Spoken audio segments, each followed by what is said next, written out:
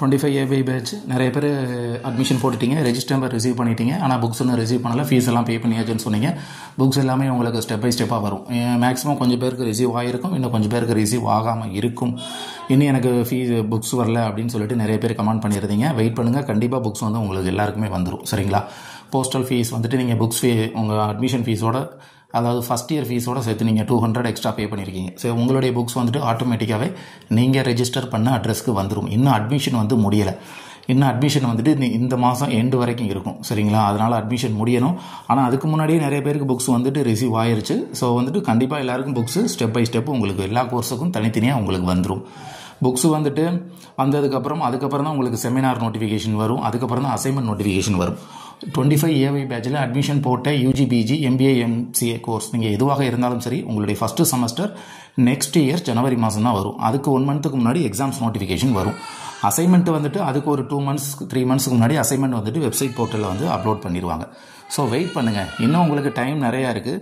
So நீங்கள் வந்துட்டு books வந்துட்டு உங்களுக்கு கண்டிப்பாக வந்துட்டு ரிசீவ் ஆகும். ஏன்னா நிறைய பேர் புக்ஸ் வரலைன்னு சொல்லி கமெண்ட் பண்ணியிருந்தாங்க. அதனால தான் நம்ம அந்த வீடியோ வந்துட்டு கிரியேட் பண்ணோம். ஒவ்வொரு கோர்ஸுக்காக தான் அனுப்புவாங்க. இன்னும் அட்மிஷன் வேறு முடியலை. சரிங்களா? அதனால் புக்ஸு கண்டிப்பாக வரும். இன்னும் ஒரு 15 டேஸ் வெயிட் பண்ணுங்கள், தப்பே கிடையாது. இன்னும் அசைன்மெண்ட் எல்லாம் உங்களுக்கு அப்லோட் பண்ண டைம் ஆகும். சரிங்களா? அதனால் புக்ஸ் வரலைன்னு கவலைப்படாதீங்க. கண்டிப்பாக எல்லாருக்குமே ஸ்டெப் பை ஸ்டெப் புக்ஸ் வந்து வந்துடும். கண்டிப்பாக நீங்கள் அதுக்கப்புறம் நோட்டிஃபிகேஷன் எல்லாமே வெப்சைட் ஃபாலோ பண்ணுங்கள்.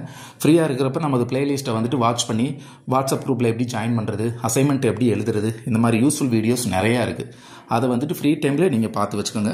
கண்டிப்பாக வந்துட்டு அது ரொம்ப யூஸ்ஃபுல்லாக இருக்கும். ஏன்னா இன்னும் நிறைய பேர் ஜாயின் பண்ணவங்க என்ன கொஸ்டின்ஸ் கேட்குறாங்க அப்படின்னா, அசைன்மெண்ட் எப்படி எழுதுறது, வாட்ஸ்அப் குரூப்பில் எப்போ எங்களுக்கு லிங்க் வரும், இந்த மாதிரி ஜென்ரல் டவுட்ஸ் கேட்குறாங்க. இதெல்லாம் நம்ம எப்போயோ வீடியோஸ் போட்டாச்சு. ஸோ ஃப்ரீயாக இருக்கிறப்ப பிளேலிஸ்ட்டில் போயிட்டு அந்த வீடியோஸ்லாம் வந்து பார்த்தீங்கன்னா புதுசாக ஜாயின் பண்ணவங்களுக்கு ரொம்ப ரொம்ப யூஸ்ஃபுல்லாக இருக்கும். சரிங்களா? அதனால் அந்த பிளேலிஸ்ட்டில் இருக்கிற மறக்காமல் வீடியோவை பார்த்துருங்க.